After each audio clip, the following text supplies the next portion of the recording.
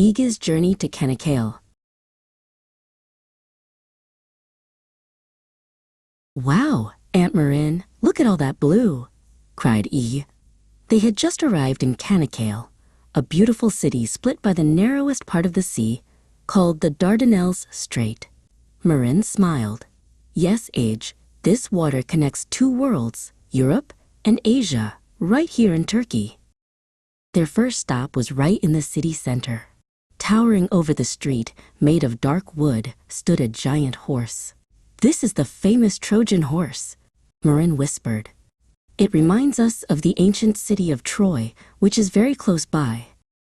Ege imagined brave heroes sneaking out of the giant horse. Soon, they drove out to see the real ruins of Troy.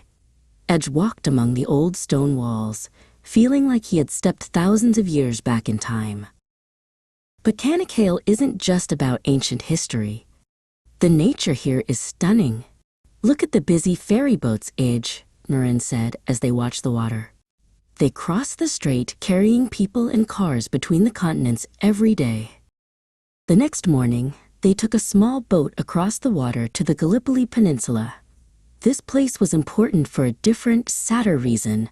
A huge battle fought long ago. It felt quiet and peaceful now, covered in gentle green hills.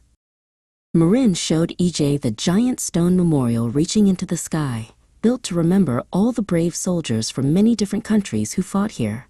It was a place for respect and remembering courage. After all that history, it was time for fun. Çanakkale has delicious food. Ege tried fresh cheese and special Turkish pastry while watching street artists paint pictures of the harbor. They visited the Kilitbahir Castle, a massive fortress built like a cloverleaf.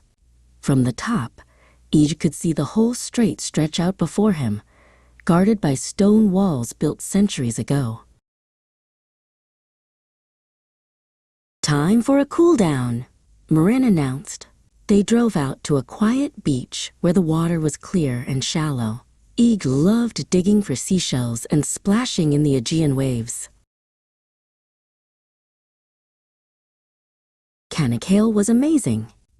It was a place where giant wooden horses stood beside modern ferries, where ancient history met beautiful beaches, and where remembering the past made the present feel special. Ege knew he would never forget this incredible city.